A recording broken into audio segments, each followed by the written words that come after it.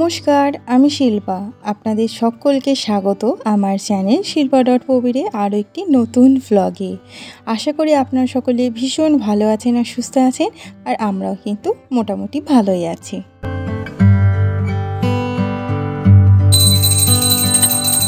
আজ হচ্ছে বৃহস্পতিবার আর ঘড়িতে ওই 5টা মতন বাজে। সন্ধ্যের পর্বটা আগেই মিটিয়ে নিচ্ছি। আসলে আজকে একটু বেরোনোর আছে, আর দু একটা হাতে কাজ করে নিয়ে তারপর বেরোবো। তাই জন্য ভাবলাম সন্ধ্যেটা আগে দিয়ে নিই, এদিকের কাজটা আর কি গোছানো থাকবে, তাহলে আর পরে তাড়াহুড়ো করতে হবে না। আর পুজোর কাজটাতে একটু তো সময় লাগেই। তো মোটামুটি আমার পুজোটা হয়েই গেছে।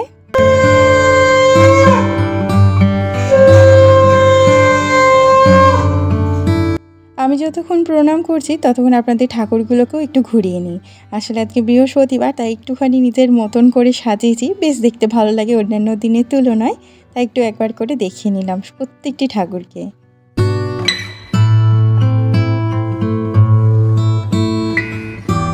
অন্যান্য দিনের তুলনায় বৃহস্পতিবার দিনের পুজোটা দিতে আমার বেশ খানিকটা সময় লেগে যায়। সকালের দিকে আবার ঘট পাততে হয়, অনেকটা সময় লাগে প্রত্যেকটি ঠাকুরকে স্নান করানো, তাদের জায়গায় বসানো। আবার সন্ধ্যের দিকে সন্ধেবাতি দিয়ে লক্ষ্মীর পাঁচালি পড়তে বেশ খানিকটা সময় লেগে যায়।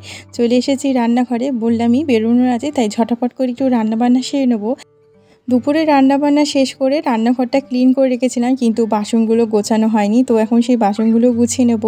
আর এত গরম পড়েছে, বারবার জল পিপাসা পেয়ে যাচ্ছে। আর বিশেষ করে আমি তো ঠান্ডা জল খুব একটা খেতাম না, মানে ফ্রিজের ঠান্ডা জল, এমনি নর্মাল ঠান্ডা জল খেতাম। কিন্তু এতই মারাত্মক গরম পড়েছে ইদানিং, তো আমিও ফ্রিজের জল খেতে শুরু করে দিয়েছি, যেটা স্বাস্থ্যের জন্য তো অতটাও ভালো না, কিন্তু ওই যে তৃপ্তিটা দিচ্ছে এটাতে করেই আমার মনে হচ্ছে আর একটু ফ্রিজের জল খায়। তো জানি না পরে এফেক্টটা কী হবে। যাই হোক, এখন আমি একটা তেল বানাচ্ছি। আসলে এটা জড়িমুটি তেল বলতে পারেন, মানে হাতের সামনে যে কটা জিনিস পাওয়া যায় সেই দিয়েই তেলটা বানাচ্ছি।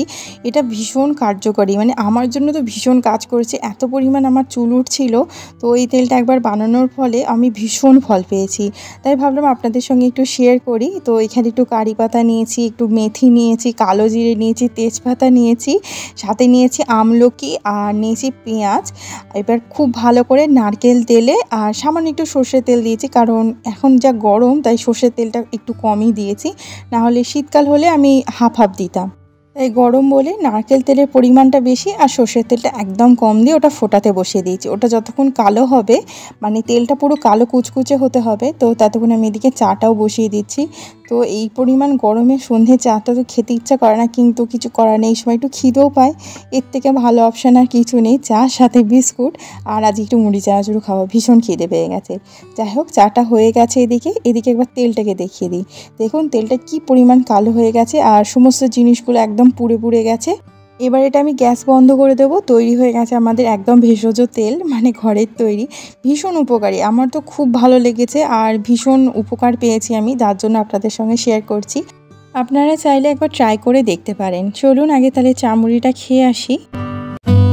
অনেক দিন পরে আজ একটু পাওভাজি বানাবো। আসলে গরমকালে ফুলকপি পেয়েছি, তাই ভাবলাম আর ফুলকপির তরকারি না করে একটু পাওভাজি বানানো যায়। তাই ফুলকপিটা কিন্তু আগেই ভাপিয়ে নিয়েছি আর ওর জলটা আলাদা করে ফেলে দিয়েছি। এখন ফুলকপি, একটুখানি গাজর, কুমড়ো, আলু আর বিট একসঙ্গে সিদ্ধ করে নেব। 4 থেকে 5টা সিটি দিয়ে নেব, যাতে করে খুব ভালো করে সিদ্ধ হয়ে যায়।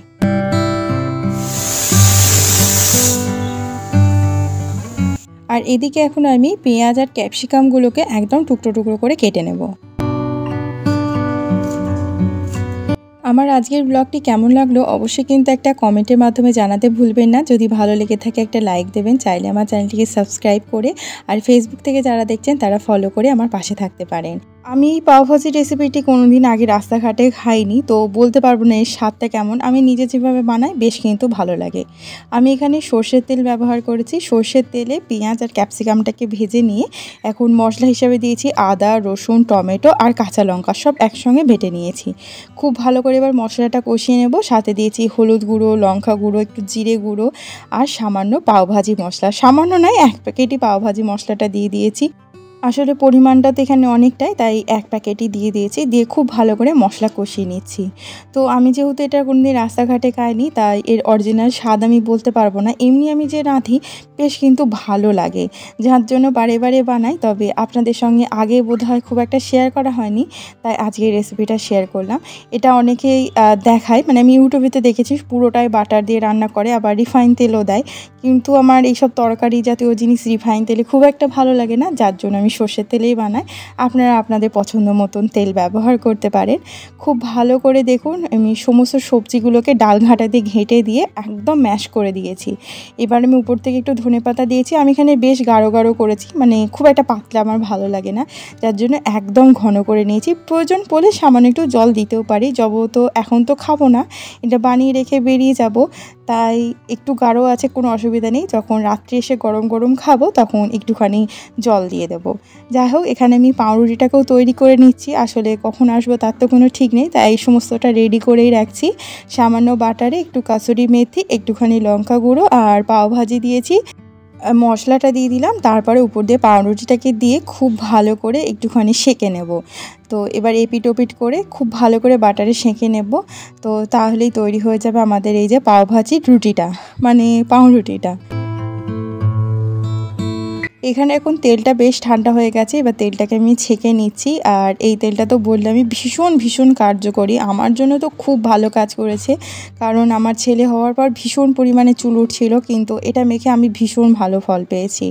তো এটাকে আমি একটা মধুর যে শিশি ছিল সেটা শেষ হয়ে গেছে, তো ওই কাঁচের বয়ামের মধ্যে খুব ভালো করে ভরে নিচ্ছি। কর্তামশাই আর ছোট্ট বাবা রেডি হয়ে গেছে, আমিও রেডি হয়ে আসি, দিয়ে একবারে সোজা মন্দিরে দেখা করব। কেমন? চলে এসেছি মায়ের মন্দিরে, কিন্তু রাস্তায় আসার পথে কোনো রকম ভিডিও করিনি, কারণ ছোট্ট বাবাটা আজকাল ভীষণ দুষ্টুমি করে, তাই গাড়িতে ওকে নিয়ে কোনোভাবে আর আমি ক্যামেরা করি না। একবারে গন্তব্যতে এসে আপনাদের সঙ্গে ভিডিওটা শেয়ার করছি। তো এই হচ্ছে মায়ের মন্দিরে। আমরা একটুখানি মায়ের মন্দির এসেছি। আসলে কয়েকদিন ধরে কারোরই শরীরটা ঠিক ভালো যাচ্ছে না, তাই জন্য মায়ের কাছে একটু দ্বারস্থ হয়েছি। মা যাতে একটু আশীর্বাদ দিয়ে দেয়, সেই আশাতেই মায়ের কাছে ছুটে আসা, ব্যাস অতটুকুনি, আর আলাদা করে কিছু চাওয়ার নেই। আর এই হচ্ছে আমাদের বাবা। এই মন্দিরে মা খুবই জাগ্রত, বিশেষ করে সন্তানের ক্ষেত্রে তো অনেকেই মানত করে। চলুন এবার একটু রওনা হওয়া যাক। সামনে একটুখানি ঘোরার জায়গা আছে, আর এই গরমে সবাই দেখছি এই ঘাটটাতে এসে বসে রয়েছে। আবার এখান দিয়ে একটা নৌকাও পাস হচ্ছে, কিন্তু অনেকটা অন্ধকার, কতটা বুঝতে পারবেন জানি না। তো বিষয়টা বেশ ভালো লাগলো, বেশি ভটভটিটাকে দেখে। তো অনেকটা সময় কাটিয়ে নিয়েছি, এবার বাড়ির দিকে যাব, আর কিছুটা থেকে নিই। ছোট্ট বাবাটা এরকম খোলামেলা পরিবেশে আসলে এত মজা করে, আর ওকে দেখে আমাদের এতটা ভালো লাগে, কিন্তু ও আবার বাড়িও যেতে চায় না। যাই হোক, চলুন ওকে বুঝিয়ে সুঝিয়ে এবার বাড়ির দিকে যাওয়া যাক, অনেকটাই লেট হয়ে গেছে। ঘুরে এসে আমার এতটা খিদে পেয়ে গেছে, আর ফ্রিজে একটু দই বড়াও রাখা ছিল, বাইরে থেকে আমরা কিচ্ছু খাইনি। তো সোজা দই বড়াটাকে নিয়ে বসে পড়বো। তো সামান্য উপর দিয়ে ঝুরি ভাজা ছড়িয়ে দিচ্ছি। আর এই রেসিপি তো আপনাদের সঙ্গে আগেই শেয়ার করেছি, যারা দেখেননি তারা চাইলে শর্ট ভিডিওতে চেক করে নিতে পারেন, অপূর্ব হয়। আমি যেভাবে বানিয়েছি সেভাবে বানালে কোনোভাবেই কিন্তু দই বড়াটা শক্তও হবে না, আর ভীষণ সুন্দর ফোলে, তাই জন্য একবার চেক করে নিতেই পারেন। তো চলুন আগে দই বড়াটা খেয়ে আসি। সোজা এবার রাত্রিরের খাবার নিয়ে বসে পড়েছি। আসলে এর মাঝে অনেকটা সময় গেছে, ছোট্ট বাবাটাকে ফ্রেশ করিয়েছি, নিজেও ফ্রেশ হয়েছি, তারপর রাত্রিরের খাবার নিয়ে বসে পড়েছি। এই হচ্ছে আমাদের পাওভাজি, উপর দিয়ে একটুখানি বাটার দিয়ে দিলাম, আর সামান্য স্যালাড নিয়েছি। আজকের ভিডিওটি আর বেশি দূর বাড়াবো না, এখানেই শেষ করব। খুব ভালো থাকবেন আর সুস্থ থাকবেন, খুব শীঘ্রই দেখা হবে আরও একটি নতুন ভিডিওতে। ততক্ষণ আপনারা খুব খুব ভালো থাকবেন আর সুস্থ থাকবেন। তাহলে আজ আসি, আবারও দেখা হবে।